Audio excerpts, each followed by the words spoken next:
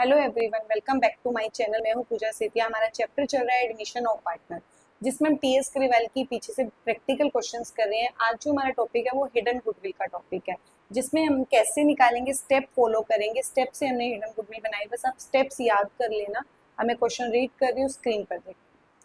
Vanshika and Shikha partners with capitals 1,80,000. They admit Nisha on 1st April 22 as a new partner for 1/4 share in the future profit. Nisha brought 90,000 as a capital. Nisha जब आई तो अपने साथ 90,000 की capital लेकर आई. Nisha acquired her share equally from Vanshika and Shikha. मतलब आपको पहले ही mention कर दिया है कि 1/4 जो शेयर मिलेगा उस दोनों पार्टनर से इक्वली मिलेगा. Calculate the value of goodwill of the firm. हमें कैलकुलेट करनी है necessary journal entries on Nisha admission. Assuming that Nisha did not bring her share of goodwill premium in cash. Show your working clear.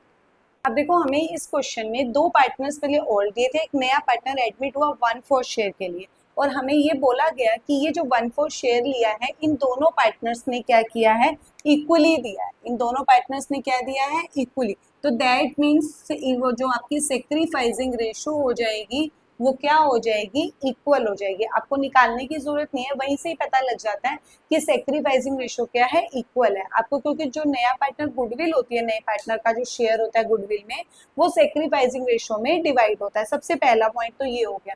अब दूसरी बात की वो जो निशा आई थी वो गुडविल कैश में नहीं लाई थी. अब आपको गुडविल निकालना है. अब हमारा जो कैलकुलेशन करनी है, आपको क्या करनी है, हिडन गुडविल की करनी है. किसकी करनी है, हिडन गुडविल. अब हिडन गुडविल हमारा चैप्टर कौन सा है, एडमिशन ऑफ पार्टनर. दो स्टेप्स आपको फॉलो करने हैं, ओनली 2 स्टेप्स. स्टेप 1 और स्टेप 2. बस स्टेप 1 और स्टेप 2 इन दोनों का जो डिफरेंस आएगा वो आपकी हिडन गुडविल आ जाएगा. स्टेप 1 में आपको क्या निकालना है, टोटल कैपिटल ऑफ फर्म. और इसमें भी आपको क्या निकालना है, टोटल कैपिटल ऑफ फर्म. कैसे करना है, देखो जो पहला स्टेप है उसमें आपको क्या करना है, टोटल कैपिटल ऑफ फर्म कैसे करना है, जो निशा कैपिटल लाई है उसके बेस पर. कैसे निकालोगे, Nisha's capital multiply reciprocal of her share. देखो, अगर आपको टोटल कैपिटल ऑफ फर्म चाहिए होता है ना, अगर किसी एक पार्टनर की कैपिटल दी है, उसी के आप शेयर को अगर रेसिप्रोकल कर देते हो तो वो सबकी न्यू कैपिटल निकल आती है. अब नया पार्टनर है तो हमें total capital of new firm की ही चाहिए. तो किसके बेस पर करेंगे, नए पार्टनर के कैपिटल के बेस पे करेंगे. तो निशा की कैपिटल कितनी है जो लेकर आई है, वो 90,000. तो आप क्या करोगे, यहाँ पर 90,000 करोगे, मल्टीप्लाई कितना शेयर है उसका, 1/4. रेसिप्रोकल कर दो उसका शेयर 4/1.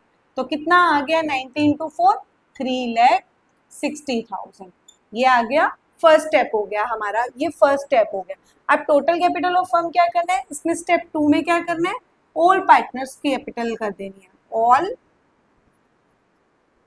पार्टनर्स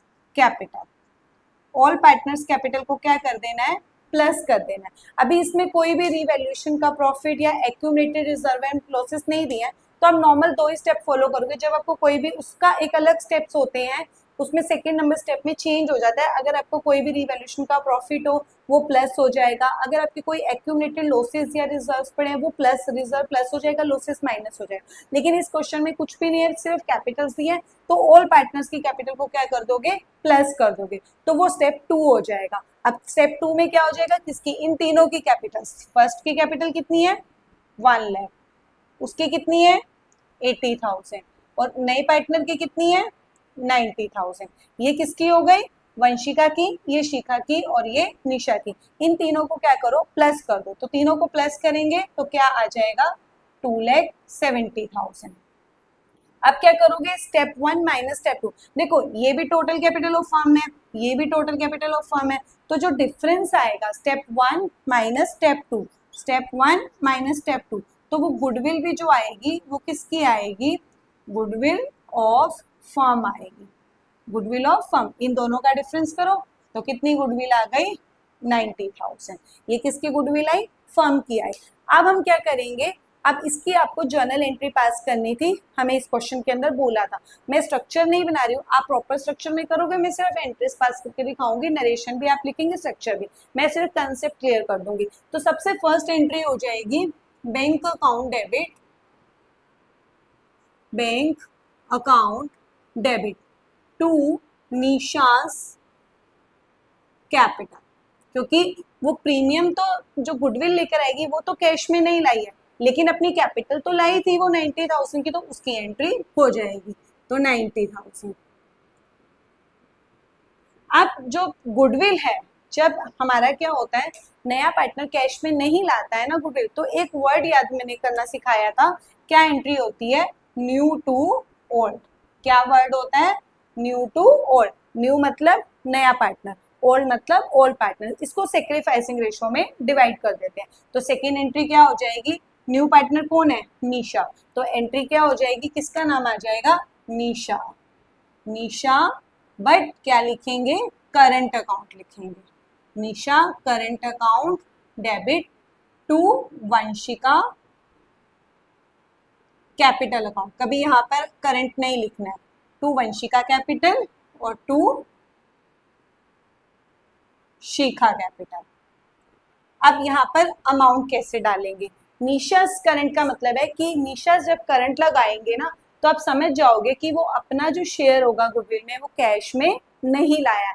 तो कितनी गुडविल आई थी, 90,000, ये पूरी फर्म की है, तो 90,000 में आप यहाँ पर या यहाँ लगा लेते हैं, 90,000 में उसका कितना शेयर है, 1/4 है, तो इसको 4 से आप डिवाइड कर दोगे तो कितना आ जाएगा, 22,500। तो कितनी गुडविल लेकर आई वो, 22,500, but not brings in cash, cash में नहीं लाई, तो उसका करंट अकाउंट क्या गया, इसका, और इसको क्या करेंगे, इन दोनों को कौन सी रेशो में डिवाइड करते हैं, सेक्रीफाइसिंग। अपना शेयर उसने इक्वल लिया था, तो दोनों को क्या करोगे, इक्वली डिस्ट्रीब्यूट कर दोगे, तो दोनों में इक्वल डिवाइड दो, तो कितना आ जाएगा, 11,250, और इसमें भी 11,250। अब नरेशन में आपको ऐसे ऑरल बता देती हूँ, लिखेंगे क्या, यहाँ पर फर्स्ट एंट्री की जो जर्नल एंट्री की नरेशन होगा, new partner brings capital, next में लिख दोगे new partners goodwill share distribute in all partners in sacrificing ratio.